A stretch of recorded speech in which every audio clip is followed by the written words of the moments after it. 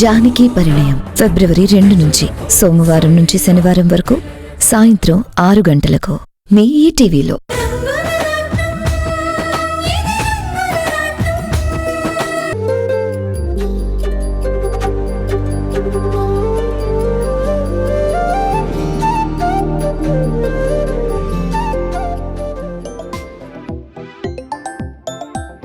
శశి నాకు కాల్ చేస్తుందేంటి?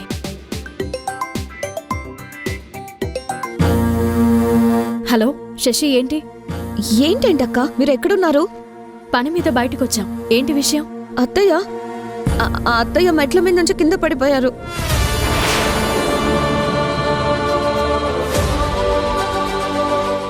ఏంటి? ఎలా జరిగింది?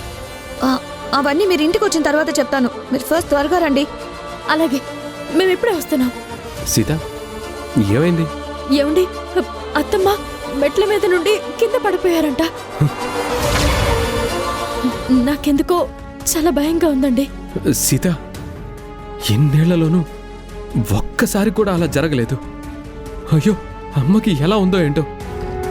మనం త్వరగా వెళ్దామండి, పదండి.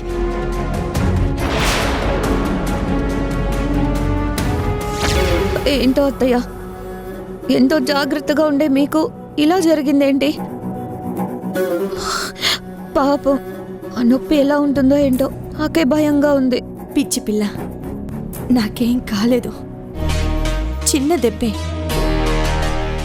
రేపటికల్లా తగ్గిపోతుందని డాక్టర్ చెప్పారు కదా. చిన్న దెబ్బ అంట, చిన్న దెబ్బ. డాక్టర్స్కే వాళ్ళు అలాగే చెప్తారు. స్పృహ లేని స్థితిలో మిమ్మల్ని అలా చూడగానే నాకు ప్రాణం పోయినట్టుగా అయింది తెలుసా?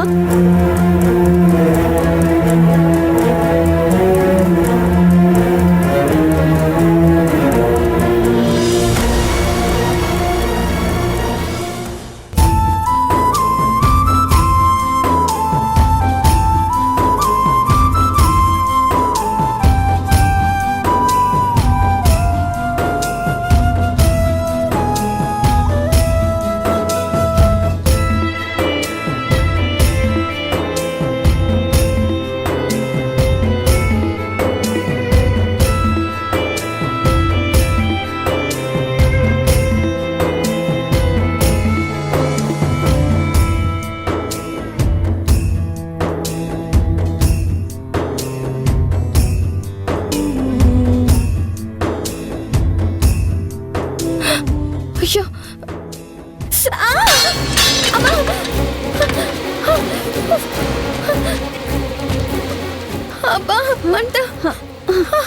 అమ్మా, నీకు వంట చేయడం అలవాట్లేనట్టుంది.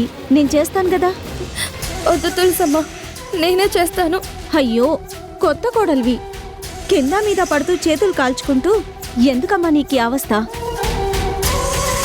నా మాట విని ఇవతలికి రా, నేను చేస్తానంటున్నానుగా. ఏంటి తులసమ్మా, ఇంట్లో అందరం మా కోడలి చేత వంటని రుచి చూడాలని ఎదురు చూస్తూ ఉంటే మధ్యలో నువ్వు చేస్తానంటావేంటి? నీ చేతి వంట ఎప్పుడు తినేదేగా. అమ్మగారు, అంటే పాపం కొత్త కదా, ఇబ్బంది పడుతుందేమోనని. సరిపోయింది. ఆడదై పుట్టాక బయట వేసుకోవడం కొత్త, కాపురం చేయటం కొత్త, వంట చేయడం కొత్త, పిల్లల్ని కండం కొత్త. అవన్నీ అంటే ఎలా కుదురుతుంది? మొదలు పెడితే అన్నీ వాటంతట అవే అలవాటవుతాయి. నువ్వు పక్కకురా. ఇదిగో కోడలి పిల్ల, వంట బ్రహ్మాండంగా ఉండాలి. చందుకి ఇష్టమైన చికెన్ ఫ్రై, మీ మామగారికి ఇష్టమైన బిర్యానీ, నా కోసం సాంబారు, ఆమ్లెట్లు అన్నీ చకచకా సిద్ధం చెయ్యి. ఉప్పు కారం సరిగ్గా ఉండేలా చూసుకో. తేడా వచ్చిందో తోట తీస్తా. జాగ్రత్త. ఏంటా చూపు? త్వరగా కానివే. రా.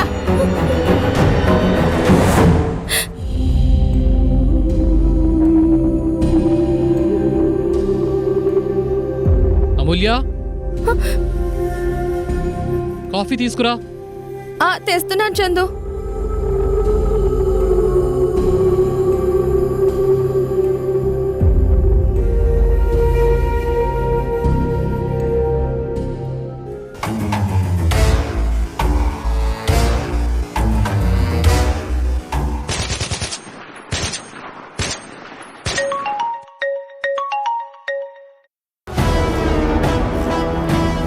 చందు, ఏంటి మేడం? మీ అత్తయ్య అదే అమూల్య వాళ్ళ అమ్మ మెట్ల మీద నుంచి కింద పడిపోయింది. ఆ, అవునా? ఎప్పుడు? ఇంతకు ముందే. పాప కాళ్ళు బెణికినట్టుంది. నడవలేక అవస్థ పడుతున్నారు. ఓ, అర్థమైంది. అంటే ఈ శుభవార్తని అమూల్యకి చెప్పొద్దనేగా? హే, నీ పెళ్ళం చేత కన్నీళ్లు పెట్టించడానికి ఇదే మంచి అవకాశం.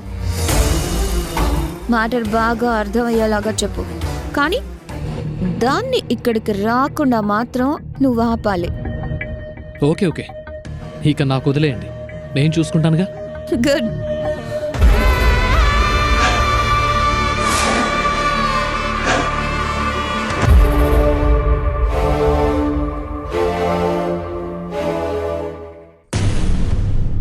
ఆ, అమూల్య, పాపం మీ అమ్మ మెట్లపై నుంచి కింద పడిపోయిందంట.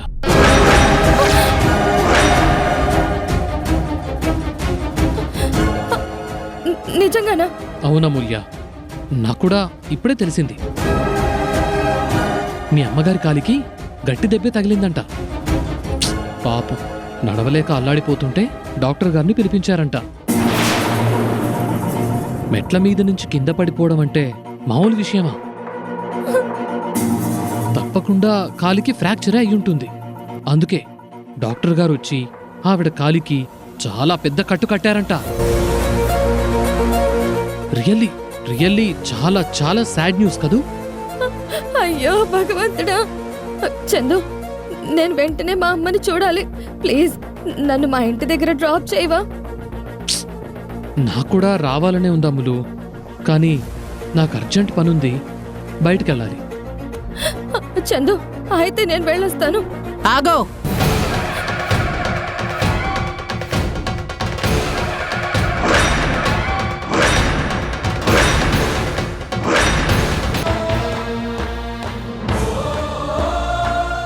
అత్తయ్య, అమ్మ మెట్ల మీద నుంచి కింద పడిపోయిందంట.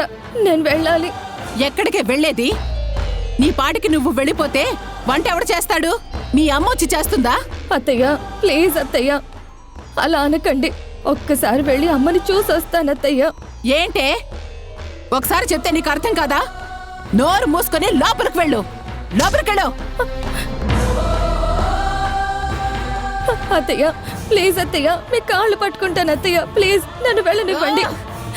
అత్తయ్య, చందు, చందు, ప్లీజ్ చందు, ఒక్కసారి నువ్వైనా చెప్పు చందు, ప్లీజ్. అత్తయ్య, ప్లీజ్ అత్తయ్య, నన్ను వెళ్ళనివ్వండి. ఒకసారి చెప్తే నీకు అర్థం కాదా? తోలు తీస్తాను, జాగ్రత్త. అమ్మ లేదు, బొమ్మ లేదు.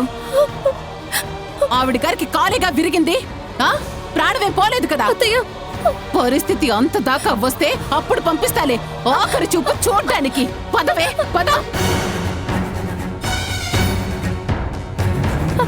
అత్తయ్య, దొంగ నాటకాలాడుకో.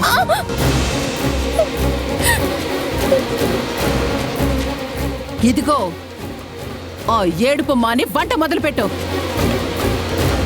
ఇదే నీ పుట్టిల్లు కాదు, అత్తగారిల్లు. ఇక్కడ నా మాటే శాసనం. అర్థమైందా? చెయ్ చెయ్.